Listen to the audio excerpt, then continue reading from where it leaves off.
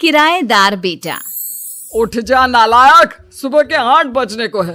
तुझे एग्जाम नहीं देना क्या? थोड़ी देर और सोने दीजिए ना पापा। तू उठता या फिर मैं तेरे ऊपर पानी फेंकूं? रोज गधों की तरह सोता रहता है, पेपर की कोई टेंशन ही नहीं है। और एक हमारा समय था जब हम पेपर में फेल होने के डर से रात भर पढ़ा करते थे, सो ही नहीं पाते थे। तो क्या अब आप उसका बदला मुझसे लेंगे? मैं 15 मिनट बाद उठ जाऊंगा, आप प्लीज जाइए, मुझे डिस्टर्ब मत कीजिए। इतना कहकर रौनक रजाई ढककर फिर से सो जाता है। तू ऐसा नहीं मानेगा, रुक मैं अभी पानी लेकर आता हूं। बस फिर क्या था, इतना कहकर वो भागते हुए बाथरूम में जाते हैं और पानी की एक बड़ी सी बाल्टी लाकर रौनक के ऊपर फेंक देते हैं। पानी पड़ते ही रौनक झट से उठ जाता है। ये आपने क्या किया पापा? अब तो उठेगा नहीं तो यही करना पड़ेगा ना। वैसे थैंक्स डैड, आपके कारण ना अब मुझे नहाने की भी जरूरत नहीं पड़ेगी। चलिए अब आप माँ से बोलकर मेरे कपड़े निकलवा दीजिए, तब तक मैं ब्रश कर लेता हूँ। वैसे कल ना आप एक काम और करना, नहलाने के साथ साथ मुझे ब्रश भी करवा देना। ये ब्रश करने में ना मुझे बहुत आलस आता है। रौनक की बातों से अरविंद का मुंह खुला का खुला रह जाता है। वो अपनी पत्नी कमला के पास जाता है और रौनक की हरकतों के बारे में बताता है, जिसे सुन उसकी पत्नी हंसने लगती है। तुम अपने बेटे को समझाने के बजाय हंस रही हो। रौनक बच्चा है, धीरे धीरे सुधर जाएगा। आप क्यों उसके पीछे पड़े रहते हो? अभी नहीं सुधरेगा तो कब सुधरेगा? 10वीं क्लास में है रौनक, वो अब कोई बच्चा नहीं रहा। अरविंद की इतना बोलते ही वहां रौनक भी आ जाता है। क्या डैड, मैंने आपको एक काम दिया था, वो भी नहीं हुआ आपसे। अरे क्या हुआ बेटा? माँ, मैंने डैड से बोला था कि वो आपको बोलकर मेरे स्कूल की यूनिफॉर्म निकाल दे, लेकिन मेरे पीछे पड़ने के अलावा इनसे एक काम ढंग से नहीं होता। देख रही हो कमला, देख रही हो अपने लाडले को? अरे आप चुप रहिए जी। चलो बेटा, मैं तुम्हें कपड़े निकाल कर दे देती हूँ बस।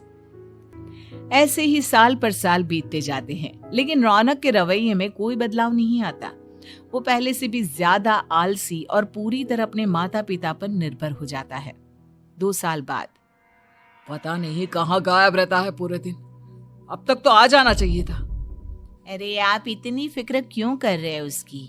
दोस्तों के साथ खेल रहा होगा, आ जाएगा अभी। ये कोई टाइम है खेलने का? 10 बजने वाले हैं, इतनी रात में कौन खेलता है? कमला कुछ कहती उससे पहले ही रौनक वहां आ जाता है। मम्मी जल्दी से खाना लगा दो, बहुत भूख लग रही है। तुम्हें तब तक खाना नहीं मिलेगा जब तक तुम बता नहीं देते कि इतनी रात गए कहां से आ रहे हो। ओ प्लीज डैड, अब आप एसी पे प्रद्युमन बनकर मेरे सर पर बंदूक लेकर मत बैठ जाना। अपनी फालतू की बकवास बंद कर और बता कहां से आ रहा है। माँ अब समझाइए ना डैड को। बता देना बेटा, इनको भी तसल्ली हो जाएगी। आप बोल रही हैं तो बता देता हूँ, मैं दोस्तों के साथ मूवी देखने गया था, इसलिए देर हो गई।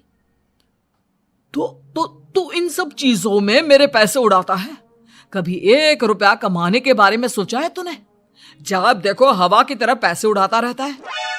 माँ अब आप इन्हें चुप करा दीजिए, वरना ना मुझे गुस्सा आ जाएगा। अच्छा क्या कर लेगा? बता ना क्या कर लेगा तू? वैसे बात तो ठीक ही है, मैं कर ही क्या सकता हूँ।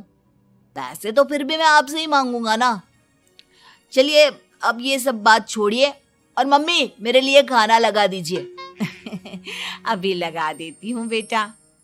मैं बता रहा हूँ कमला, एक दिन ये ऐसे ही बिगड़ जाएगा। उफ़ो, आप क्यों इतना पीछे पड़े रहते हो मेरे बच्चे के? बाद की बात में देखेंगे, अभी आप शांति से उसे खाना खाने देंगे। अगले दिन डैडी मुझे 10,000 रुपए चाहिए। हाँ?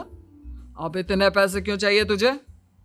डैड आप बिना सवाल किए कभी पैसे नहीं दे सकते क्या? जब तक तू बताएगा नहीं तुझे पैसे भी नहीं मिलेंगे। अरे अब आप अपने बेटे को पैसे भी नहीं दे सकते? नालायक, तेरी उम्र के लोग नौकरी करते हैं और एक तू है जो नौकरी करने का नाम ही नहीं लेता कभी।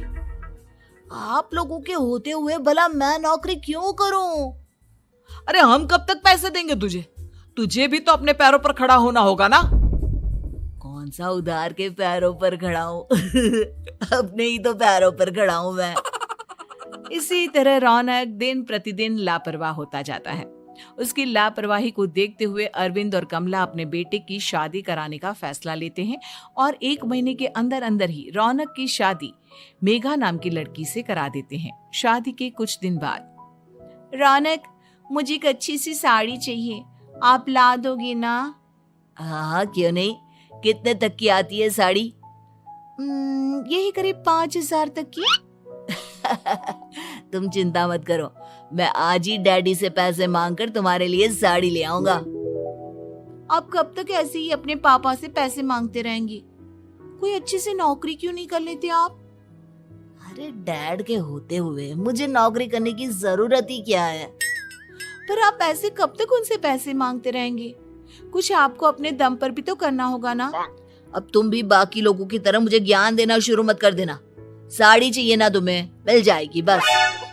इतना कहकर रौनक अपने पिता से पैसे मांगने चला जाता है। डैडी, मुझे 5,000 रुपया चाहिए। अब 5,000 क्यों चाहिए तुझे? वो मेघा को साड़ी चाहिए थी। अरविंद आगे बिना कुछ कहे चुपचाप उसे पैसे निकाल कर दे देता है। कुछ दिन बाद, तुम्हें नहीं लगता कमला, रौनक हम पर पहले से भी ज्यादा डिपेंड हो गया है? मुझे तो अब उसके भविष्य की चिंता होने लगी है। कल को हमें कुछ हो गया तो वो क्या करेगा?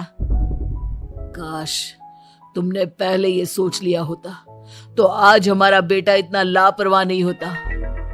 तब मुझे कहाँ पता था कि मेरा लाड प्यार उसे इतना बिगाड़ देगा कि वो इस हद तक लापरवाह बन जाएगा। कोई बात नहीं, अभी भी देर नहीं हुई। मुझे पता है उसे कैसे सुधारा जा सकता है। कैसे?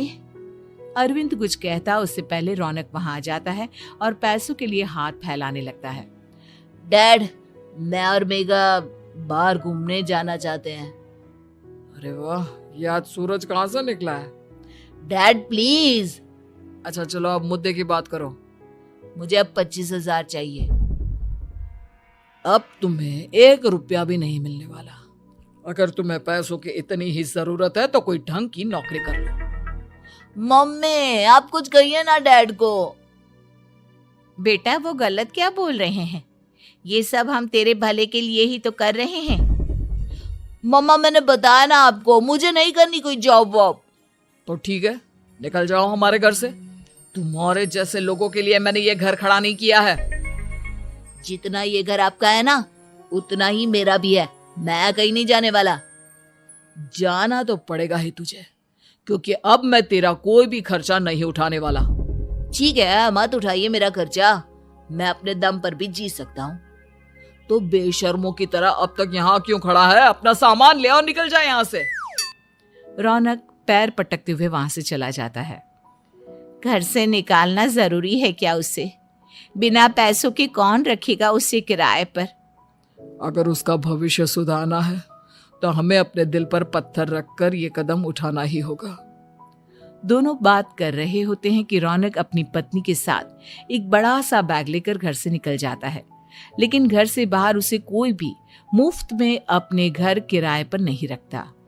अंत में थक हार कर वो फिर से अपने घर चला जाता है। क्या हुआ? थोड़ी देर पहले तो दहाड़ते हुए घर से निकला था, अब क्या हुआ? नहीं रखा ना किसी ने तुझे किराए पर? डैड प्लीज, मैं कुछ दिनों में कोई अच्छी सी नौकरी शुरू कर दूंगा। आप तब तक तो हमें रख लीजिए प्लीज। सुबह से रात हो चुकी है लेकिन कोई हमें रखने को राजी नहीं है। अब आप ही बताइए, इतनी रात को मैं मेघा को लेकर कहाँ जाऊंगा?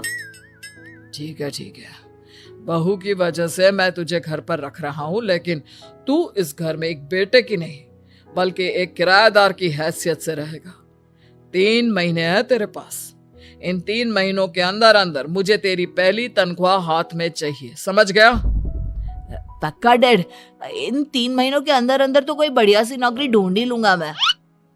ऐसे ही धीरे धीरे समय बीतने लगता है और अरविंद के दिए 3 महीनों में से 2 महीने बीत चुके होते हैं। पापा जी ने हमें 3 महीने दिए थे, जिसमें से 2 महीने तो बीत चुके हैं। अब ये आखिरी महीना बचा है। अरे तुम चिंता मत करो, आज मेरा ना 2 जगह इंटरव्यू है, दोनों में से कहीं ना कहीं तो जॉब लगी जाएगी। अच्छा, all the best. Raunak interview के लिए निकल जाता है, जिसके बाद शाम में रौनक घर आता है। कैसा गया इंटरव्यू? आपकी नौकरी लगी या नहीं? अरे पहले सांस तो ले लेने दो अच्छे से। बताइए ना, मुझसे तो जरा भी इंतजार नहीं हो रहा है। वो दरअसल बात यह है कि मेरी नौकरी तो लग चुकी है, लेकिन पैसे बहुत कम है। कितने पैसे हैं? 15,000। इतने में अरविंद और कमला मिठाई का डिब्बा लेकर आ जाते हैं। बधाई हो बेटा। हम जानते थे तेरी जॉब जरूर लगेगी। लेकिन मेरी सैलरी बहुत कम है मम्मा। कम है तो क्या हुआ, धीरे धीरे बढ़ जाएगी। हाँ बेटा, हम तो बस चाहते थे कि तू अपने पैरों पर खड़ा हो जाए। मतलब अब आप मुझे घर से नहीं निकालेंगे? नहीं, ये सब हमने तुझे जिम्मेदार इंसान बनाने के लिए किया था। Thank you mummy papa. अगर आप दोनों ऐसा नहीं करते तो मुझे कभी अपनी जिम्मेदारियों का एहसास तक नहीं होता।